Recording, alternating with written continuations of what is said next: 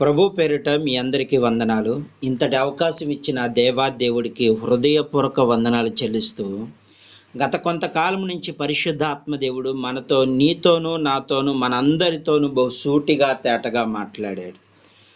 గత వారం పరిశుద్ధాత్మ దేవుడు ఏమని మాట్లాడంటే, సౌలు తన పనివాడి చెప్పిన ప్రకారం వెళ్ళటానికి ప్రయత్నం చేస్తున్నాడని గత వారం పరిశుద్ధాత్మ దేవుడు మనతో మాట్లాడాడు. వాళ్ళకున్న సమస్యను పోగొడటానికి ఒక దైవజనుడు ఉన్నాడని ఒక పనివాడి చెప్పగానే సౌలు దానికి అంగీకరించినట్టుగా వాక్యము గత వారం పరిశుద్ధాత్మ దేవుడు మాట్లాడాడు. ఈ రోజున పరిశుద్ధాత్మ దేవుడు బహుశ్రేష్టమైన మాటలు మాట్లాడుతున్నాడు కనుక ఈ మాటలు విని విడిచిపెట్టకుండా అనేక మందికి షేర్ చేద్దాం. షేర్ చేయటం మన బాధ్యత. అది దేవుడిచ్చిన మహా గొప్ప భాగ్యం. ఈ రోజున పరిశుద్ధాత్మ దేవుడు అదే మొదటి సమూయేలు గ్రంథము 9వ అధ్యాయము 7వ వచనము 8 వచనాల ద్వారా దేవుడు మనతో మాట్లాడుతున్నాడు కనుక ఈ మాటలు విని విడిచిపెట్టకుండా అనేక మంది శ్రద్ధగా విందాం. ఈ రోజున పరిశుద్ధాత్మ దేవుడు అందుకు సౌలు, మనము వెళ్ళని ఎడల ఆ మనిషికి ఏమి తీసుకుపోదుము. ఇక్కడ ఒక పనివాడి చెప్పినట్లు ఒక యజమాని నడుస్తున్నాడు. గత వారం చెప్పాడు ఏమని, ఒక పనివాడి చెప్పినట్లు యజమాని దేవుని వైపు నడిపించడానికి ఎవరు ఉపయోగపడ్డాడు? ఒక పనివాడు. ఈ పనివాడిని బట్టి అక్కడ సౌలులో ఏ గర్వం లేదు. ఏం లేదు? సౌలులో ఏ గర్వం లేదు. అసలు నువ్వు చెప్తే నేను వినేదంటే మనస్తత్వం లేదు అక్కడ. నేను నీ అధికారం ఉండి నేను నీకు జీతం ఇచ్చేవాడిని, నువ్వు నాకు చెప్తావేంటి అన్న మనస్తత్వము సౌలుకు లేదు. అందుకే దేవుడు అసలు సౌలు దేవుడు ఎందుకు ఎంచుకున్నాడు రాజుగాని చాలాసార్లు ఒక ఆలోచన ఉండేది. కానీ ఇప్పుడు సౌలులో కొన్ని మంచి లక్షణాలు ఉన్నాయి. ఏమున్నాయి? మంచి లక్షణాలు ఉన్నాయి. మంచి గొప్ప లక్షణాలు ఉన్నాయి. ఆ గొప్ప లక్షణాలు ఏంటంటే తగ్గింపు తత్వం. ఏముంది? తగ్గించుకునే మనసు. ఎవరు ఏమి చెప్పినా అతను నాకన్నా నా పనికి నేను పనిచేసే వాడికి నేను మాట వినాలనే మనసు లేదు సౌలుకి. ఎలాంటి మనసు ఉందంటే వినే మనసు ఉంది. ఏముంది? వినే మనసు. ఎవరి మాటైనా విని ఆచరణలో పెట్టడానికి ప్రయత్నం చేసే మనసు ఉంది. గర్వం లేదు. నువ్వు చెప్తే నేను వింటవేంటన్న మనసు లేదు. అందుకే ఇప్పుడు ఏం చేస్తున్నాడు సౌలు చూద్దాం. అందుకు సౌలు, మనము వెళ్ళిన ఎడల ఆ మనిషికి ఏమి తీసుకుందుము, మన సామాగ్రి నుండి భోజన పదార్థాలు సరిపోయినవి, ఆ దైవజనుడికి బహుమానాలు తీసుకొనుటకు మాకేమీ లేదు అని తన పనివాడితో చెప్పి ఏం చేస్తున్నాడు? మనం ఇప్పుడు ఆ యొక్క నువ్వు చెప్పిన సేవకుడి దగ్గరికి వెళ్ళాలంటే మన దగ్గర కనీసం ఆయనకి ఏమైనా ఇవ్వాలి కదా. మన దగ్గర తినటానికి ఆహారం కూడా అయిపోయింది. ఏమంటున్నాడు? తినడానికి కూడా ఆహారం లేదు. కనీసం ఆ సేవకుడు పెట్టడానికి మన భోజన పదార్థాలు లేవు. మనం ఎలా వెళ్ళగలం దేవుని మందిరంలో ఉట్టిగా వెళ్ళటం? ఎందుకని? వీళ్ళు బెన్యామీనులు. ఎవరు వీళ్ళు? బెన్యామీనులు అంటే దేవుడి గురించి కొంత అవగాహన ఉన్న వాళ్ళు. వీళ్ళు ఎంతో కొంత దేవుని మందిరంలో ఉట్టిగా వెళ్ళకూడదని మోషే ధర్మశాస్త్రం ప్రకారం మీరు ఆలోచించేవాళ్ళు. ఏం చేసేవాళ్ళు? దేవుని మందిరానికి ఉట్టిగా వెళ్ళటం, సేవకుడికి ఏదైనా ఇవ్వాలి, దేవుని మందిరంలో ఏదైనా తీసుకువెళ్ళాలనే మనస్తత్వం ఉన్నవాళ్ళు వీళ్ళు. ఎలాంటి వాళ్ళు? మనస్తత్వం ఉన్నవాళ్ళు. అందుకే ఇప్పుడు ఏమంటున్నాడు అక్కడ సౌలు పనివాడితో అంటున్నాడు, నువ్వు చెప్తే నేను వినేది కాదు అన్న మాట అంటలేదు అక్కడ. ఇప్పుడు మనం వెళ్ళాలని నువ్వు అంటున్నావు, సరే వెళ్దాం. వెళ్తే అప్పుడు అక్కడ ఉన్న సేవకుడు ఏదైనా ఇవ్వాలి కదా. మన దగ్గర భోజన పదార్థాలు అయిపోయినాయి, తినటానికి ఆహారం లేదు, ఏమైనా పెడదామంటే ఆహారం లేదు అని ఇప్పుడు ఏం చేస్తున్నాడు సౌలు? మన యొద్ద ఏమి ఉందని అడగగా ఇక్కడ ఏమని చెప్తున్నాడు? 8వ వచనం. అందుగా వాడు సౌలుతో, చిత్తగించము. ఇక్కడ అడుగుతున్నాడు, ఒక పనివాడిని అడుగుతున్నాడు. మన దగ్గర ఏమీ లేదు, నీ దగ్గర ఏమైనా ఉన్నదా? ఎంత? నీ దగ్గర ఏమైనా ఉన్నదా? ఈ మాట ఎక్కడ యేసు ప్రభు వారు కూడా ఒక మాట అంటాడు. ఏమంటాడంటే, మీ దగ్గర ఇప్పుడున్న సమస్య వచ్చింది. ఇప్పుడు సౌలుకను ఎలాంటి సమస్య వచ్చిందో, అక్కడున్న ప్రజలందరూ, దేవుని వెంబడించిన ప్రజలు ఆకలితో అలమటించేటప్పుడు వాళ్ళందరూ ఏమవుతున్నారు? సతమతం అయిపోతున్నారు. అమ్మో, ఇక్కడ 5,000 మందికి ఆహారం పెట్టాలంటే మన దగ్గర ఏమీ లేదు. కానీ యేసు ప్రభు వారు ఏమన్నాడు తెలుసా? ఒకటే అన్నాడు. ఏమన్నాడు తెలుసా? మీ దగ్గర ఏమైనా ఉన్నదా అనగానే ఎవరు వచ్చారు? పెద్దవాళ్ళు ఎవరు రాలా, చిన్న పిల్లలు వచ్చారు. ఎలాంటి వాళ్ళు వచ్చారు? యేసయ్యా, నా దగ్గర 5 రొట్టెలు 2 చేపలు ఉన్నాయి. 5 రొట్టెలు 2 చేపలు ఉన్నాయి. ఇప్పుడు 5 రొట్టెలు 2 చేపలు ఎంత? 12 గంపలుగా వాళ్ళు తిని మిగిలిపోతే 12 గంపలు చేశాడు దేవుడు. అర్థమవుతుందా? ఇప్పుడు ఈ సౌలు కూడా ఏం చేస్తున్నాడంటే, ఒక పనివాణ్ణి అడుగుతున్నాడు, నీ దగ్గర ఏమైనా ఉన్నదా? అడుగుతారా ఈ రోజున? ఈరోజు అడిగే వాళ్ళు ఎవరైనా ఉంటారా? అమ్మో, వాడు నా కింద పనిచేసేవాడు నేను అడగడం ఏంటి? నా కింద పనిచేసేవాడిని నేను అడగడం ఏంటి అన్న మనస్తత్వం ఈ రోజున, గర్వం ఎక్కువ ఏలుతుంది మనిషిలో, తగ్గింపు తత్వం లేదు. కానీ సౌలుకి ఏం కనపడుతుందంటే, తగ్గింపు తత్వం కనపడుతుంది. ఒక పనివాడిని అడుగుతున్నాడు, అయ్యా నా దగ్గర ఏమీ లేదు, నీ దగ్గర ఏమైనా ఉన్నదా అని అడుగుతున్నాడు. యజమాని జీతం ఇచ్చేవాడిని అడుగుతున్నాడు. అందుకే దేవుడు సౌలుని ఎంచుకున్నాడు.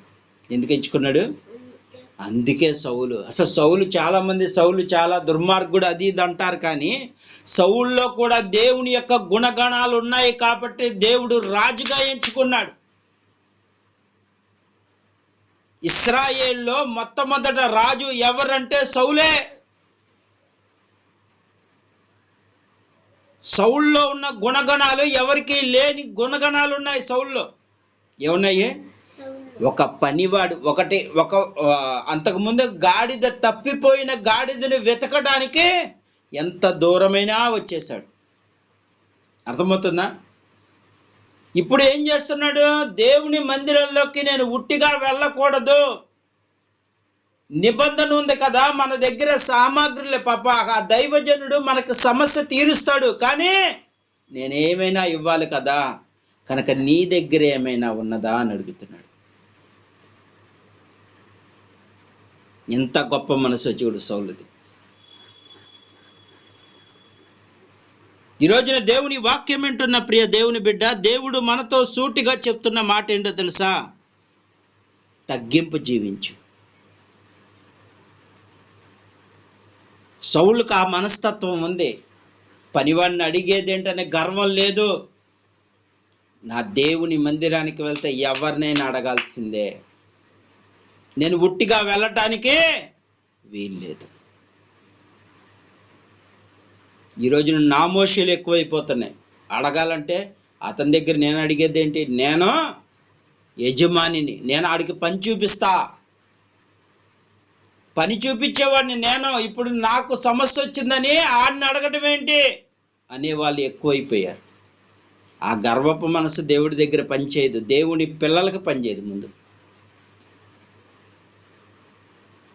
దేవుని కొరకు ఎంతటికైనా దిగజారిపోవాలా, ఎంతటి దానికైనా ఇదైపోవాలా. ఈ రాత్రి దేవుడు చెప్తున్నాడు, ప్రియ దేవుని బిడ్డ, సౌల్లో ఆ మనస్తత్వం ఉంది. ఏమాత్రమో అధికారం అనే గర్వం లేదు, కోపపడే మనస్తత్వం కూడా కనపడతలేదు. నువ్వు చెప్తే నేను వింటామన్న మనస్తత్వం, నువ్వు ఏది చెప్తున్నావో అది మంచికే అనే మనస్తత్వం వచ్చింది. ఏమొచ్చింది? మంచికే. నా మంచి కోరేవాడిని తృణీకరించేవాడు కాదు సౌలు. ఇంకేం చేస్తున్నాడు సౌల్లో? ఈ రాత్రి పరిశుద్ధాత్మదేవుడు బహుసూటిగా మాట్లాడుతున్నాడు. ప్రియ దేవుని బిడ్డ, మన పట్ల దేవుడు ఏం చేయాలనుకుంటున్నాడంటే, ఇలాంటి వారినే దేవుడు ఎంచుకుంటాడు. ఈ రాత్రి కాల సమయంలో పరిశుద్ధాత్మదేవుడు చెప్తున్న మాట ఏంటో తెలుసా? ఈ రోజున వాక్యము ద్వారా నీతో నాతో మాట్లాడుతుంది ఏంటో తెలుసా? గర్వపడకు, ఉన్నదాంతోనే సంతృప్తి పడు. గర్వపు మాటలు వద్దు నీకు, గర్వపు ఆలోచనలు వద్దు నీకు. దేవుని పిల్లలకు అది తగదు. అందుకే దేవుడు ఏం చేస్తున్నాడు? ఒక గాడిదలు కాసుకునే వాడిని ఇప్పుడు ఏం చేయబోతున్నాడు అంటే ఒక రాజుగా చేయబోతున్నాడు. దానికి కారణం ఏంటో తెలుసా? గుణగణాలు. ఏంటిది? గుణము. మంచి గుణము కలిగిన వారిని దేవుడు విడిచిపెట్టడు. మంచి కార్యాలు చేయటానికి నువ్వు ముందుకు వెళ్తా ఉంటే నువ్వు అనుకుంటున్నావు, నాకేంటి శ్రమలు, నాకేంటి ఇబ్బందులు, నాకేంటి వేదన నువ్వు అనుకుంటున్నావు. కానీ దేవుడు ఏం చేస్తున్నాడు తెలుసా? నిన్ను ఉన్నతమైన స్థితిలోకి తీసుకువెళ్ళాలంటే ఈ శ్రమలు వెంటాడే వస్తూ ఉంటాయి అన్నమాట. కీడనక మేలు దాచిపెట్టిన దేవుడు. నీ ఇంటిలో ఈరోజు కీడు రావచ్చు, ఒక రోజు అది మేలుగా మారబోతుంది. ఈ రాత్రి దేవుడు చెప్తున్నాడు, ప్రియ దేవుని బిడ్డ, వాక్యం వింటున్న నీతో నాతో అందరితో చెప్తున్నాడు. సౌలుకు ఆ మనసు ఉంది కాబట్టి ఒక గాడిద కాచుకునేవాడు, గాడిదలు మేపుకునేవాడు కొన్ని రోజులు ఏమవుతున్నాడంటే రాజుగా మారిపోతున్నాడు. ఇశ్రాయేలు రాజుకు మొట్టమొదట రాజుగా ఎవరున్నారంటే సౌలే. ఆ తర్వాత దావీదు వచ్చాడు. మొట్టమొదట రాజు ఎవరు? రాజుల కాలంలో మొట్టమొదట రాజు ఎవరంటే సౌలు. ఈ రాత్రి దేవుడు చెప్తున్నాడు, ప్రియ దేవుని బిడ్డ, సౌలు ఒకప్పుడు చాలా మంచి గుణాలు కలిగిన వాడు. అందుకే దేవుడు సౌలుని ఎంచుకున్నాడు. తప్పిపోయిన గాడిదనే వెతికి తీసుకొస్తున్నాడు. అలాగే నా ప్రజలను కూడా వెతికి తీసుకొచ్చే మనసు ఉందని సౌలుని ఎంచుకున్నాడు. ఈ రాత్రి దేవుడు నిన్ను కూడా ఎంచుకుంటున్నాడు. ఈ భూమి మీద అరచేతిలో చెక్కుకొని తల్లి గర్భాన వేసిన బిడ్డలందరినీ దేవుడు ఎంచుకున్నాడు. కానీ మనం ఏం చేస్తున్నామంటే గర్వం నాశనానికి దారి తీస్తుంది. నీ పతనాన్ని నువ్వే తెచ్చుకుంటున్నావు. ఈరోజు గర్వపడద్దు అంటున్నాడు దేవుడు. సౌలులాగా ఉంటే చాలు. నీవు సౌలుకు ఆ మనస్తత్వం ఉంది కాబట్టే దేవుడు ఎంచుకున్నాడు. నీలో గర్వాన్ని పోగొట్టుకుంటే దేవుడు నిన్ను కూడా ఎంచుకుంటాడు.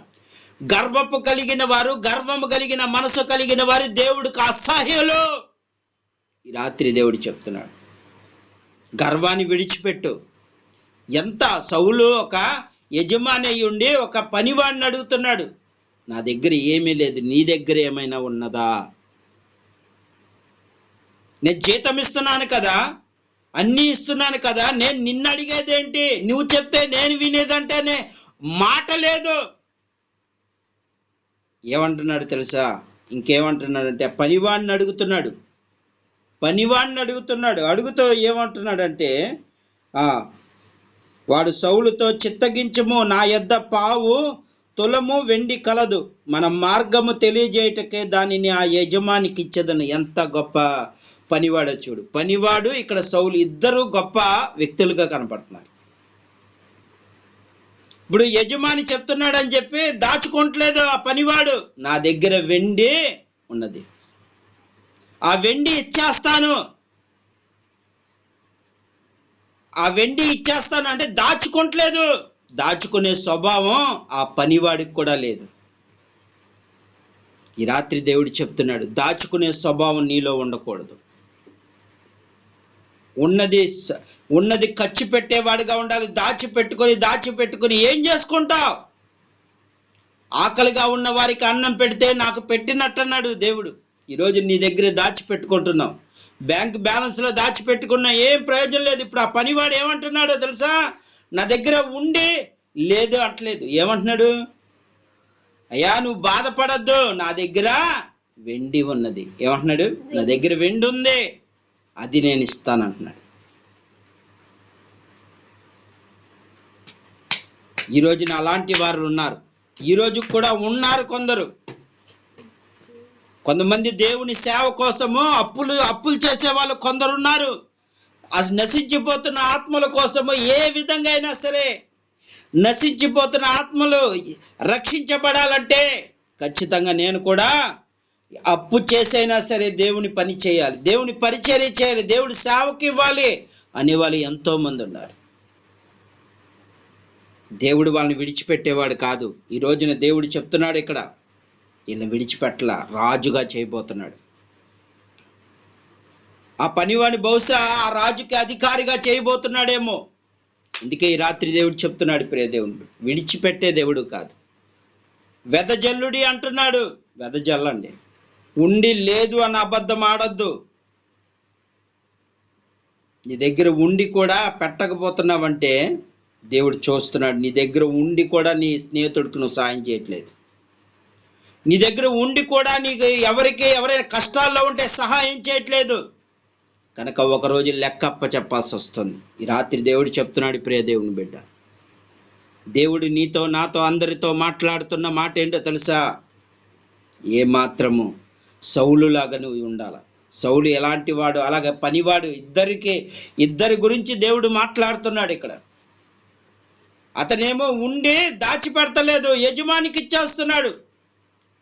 తన కడుపు నింపుకోవట్లేదు. నా యజమాని బాధపడుతున్నాడు, నన్ను పోషించిన నా యజమాని, నాకు జీతం ఇచ్చిన యజమానికి కష్టం వచ్చిందని చెప్పి ఈ సమస్యను తొలగించే ఒక సేవకుడు ఉన్నాడని చెప్పి ఆ సేవకుడి దగ్గరికి తీసుకురావటమే కాక ఆ సేవకుడికి నేనే ఇస్తానంటున్నాడు. ఎంత గొప్ప మనసు వాళ్ళిద్దరిది. ఈ రోజున అలాంటి వాళ్ళు దేవుడికి కావాలి. రాజు అనే గర్వం లేదు సౌలుకి. నేను రాజు అవుతున్నాననే ఆ తర్వాత గర్వం వచ్చింది, అంతకు ముందు లేదు. ఈ రాత్రి దేవుడు చెప్తున్నాడు, ప్రియ దేవుని బిడ్డ, వాక్యం వింటున్న నీవు ఎలా జీవిస్తున్నావు? వాక్యం వింటున్న నీవు ఎలా జీవిస్తున్నావు? ఇలాంటి మనస్తత్వం నీలో ఉంటే ఈ రాత్రి నిన్ను కూడా దేవుడు ఉన్నతమైన స్థితిలోకి తీసుకువెళ్తాడు. ఈ రాత్రి కాల సమయంలో నీ మనసు కూడా ఇలాగే ఉంటే, గర్వం నీలో లేకుండా ఉంటే దేవుడు నిన్ను ఉన్నతమైన స్థితిలోకి, ఉన్నతమైన అధికారములోనికి, ఉన్నతమైన భాగ్యములోనికి తీసుకువెళ్తాడు. కనుక ఈ రాత్రి దేవుడు చెప్తున్న మాట నిర్లక్ష్యం చేయక హృదయంలో ఉంచుకోండి ఈ వాక్యం. ఈ మాట సౌలే ఒక గాడిదలో కాసుకున్న యజమానికి ఒక పనివాడి సహాయం చేయటువంటి పనివాడు మళ్ళీ తన దగ్గర ధనము లేదని చెప్పి నేను ఇస్తాను అంటవేంటి? చాలా విచిత్రంగా ఉంది చూడు. దేవుని కార్యాలు అలాగే ఉంటాయి. మరి ఈ రాత్రి దేవుడు చెప్తున్న మాట నిర్లక్ష్యం చేయక, ఈ వాక్యాన్ని వింటున్న నీ జీవితంలో కూడా దేవుడు మేలులు చేయాలని ఈరోజు నీతో మాట్లాడుతున్నాడు. కనుక ఈ మాటలు నిర్లక్ష్యం చేయొద్దు. ఈ కొద్ది మాటలు దేవుడు దీవించును గాక. ఆమేన్.